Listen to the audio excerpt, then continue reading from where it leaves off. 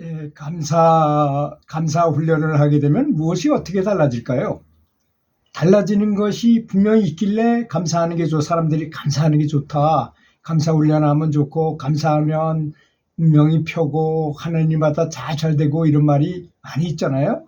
그 내용, 더 시크릿이라든지 이런 베스트셀러들을 보면 거의 다 그 내용이 감사하면 끼리끼리 뭐 유인력의 법칙에 의해서 감사할 만한 일들이 줄비하게 내 앞에 나타나서 꽃길만을 걷게 된다는 게 결론이잖아요. 그렇기 때문에 과연 좋다는데 내가 느끼는 것도 과연 그런지. 그래가지고 저희 친구가 아주 감사 훈련을 굉장히 좋아하고 실천하고 좋다고 저한테 아주 너무나 많이 권해서 작년 12월 말부터 하루에 이제 감사하는 훈련은 여러 가지 방법이 있는데 그중에서 가장 그분이 얘기하기를 가장 효과적인 게 하루에 100가지씩 감사한 거를 쓰기. 100기 운동이라고 말한답니다. 100기를 하는 것이 가장 좋다. 그래서 하루도 빠짐없이 계속 감사한 거, 뭐 아내가 밥을 해줘서 고맙고, 뭐 애를 낳아줘서 고맙고, 살림을 알뜰하게 잘해줘서 고맙고, 자식이 아무 탈 없이 선생님을 잘하고 아이들 양육도 잘하고 있으니까 고맙고, 뭐 이렇게 이런 거를 100가지를 매일같이 생각해가지고 쓰다 보면 이제 100가지를 쓰다 보니까 전혀 그전에 생각하지도 못했던 볼펜이 왜 감사한지, 우리가 늘 쓰는 볼펜이지만 왜 감사한지, 전기가 왜 감사한지, 뭐 조명이 들어오고 뭐 이런 것부터 아주 좀 세세하게 세부적으로, 또 도로가 왜 감사한지도 알게 되고, 도로를 건설할 때 그 설계한 사람서부터 중장비가 와서 길을 평탄하게 하고, 수많은 사람들이 노고가 들어있잖아요. 평상시 길을 갈 때는 전혀도 몰랐던 것도 이 감사운동을 하면서 100가지씩 매일 쓰다 보니까 어떨 땐 같은 것도 쓰게 되지만 좀 창의적으로 쓰게 되잖아요. 사람이라는 게 매일 같은 것만 하게 되지 않습니다. 저도 강의를 많이 하고 뭐 학생들 수업을 해도 매일 같은 소리는 하기 싫더라고요.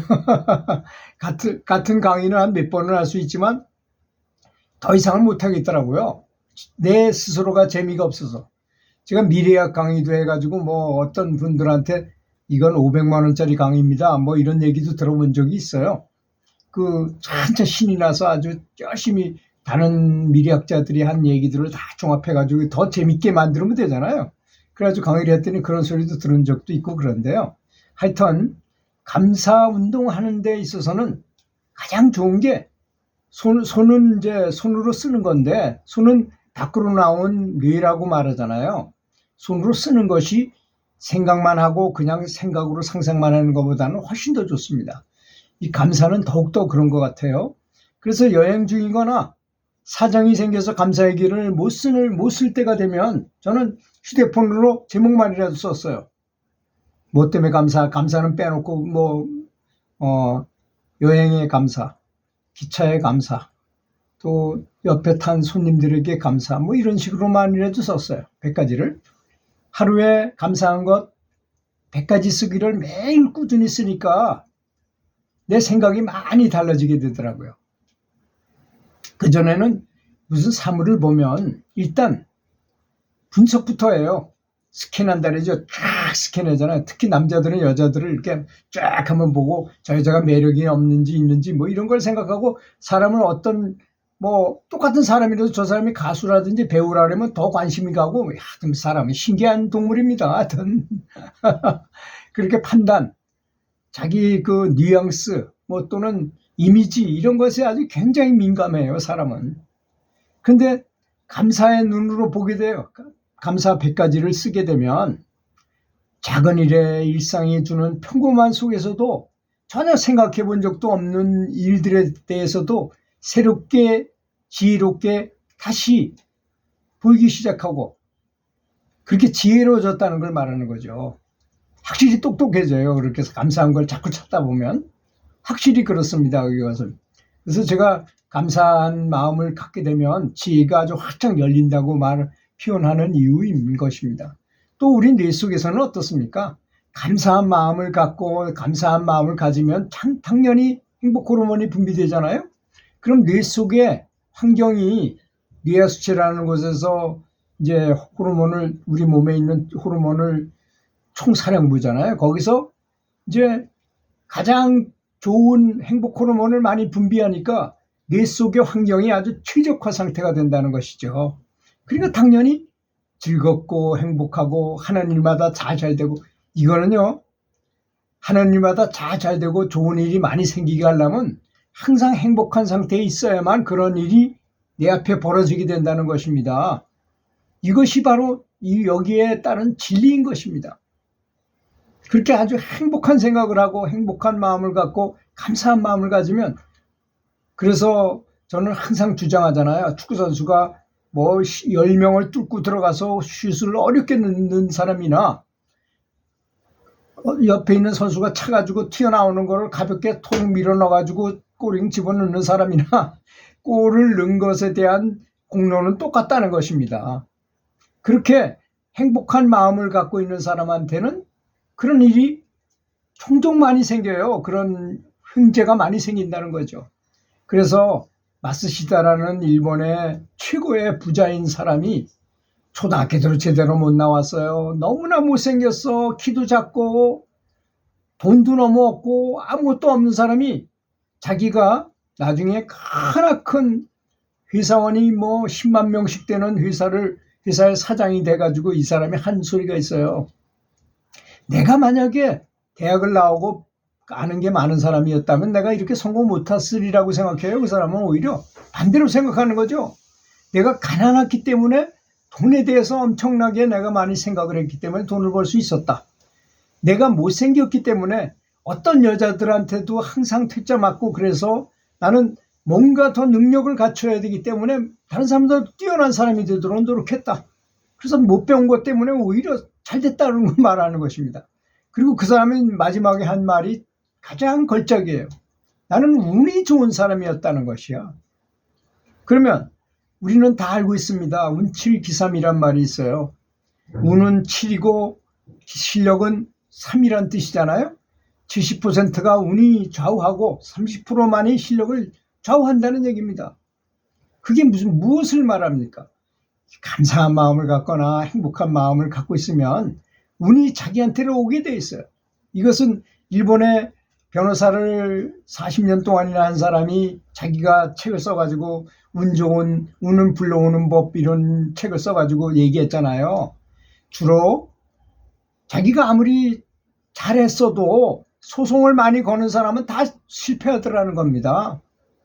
그래서 이 사람은 소송을 말리는 변호사라는 거야. 소송이 많이 걸려와야 돈을 많이 버는데 이 사람은 소송을 말리는 변호사로 유명했답니다. 되도록이면 소송하지 마세요. 소송해가지고 좋을 거 하나도 없습니다. 사실 여러분 아시나요?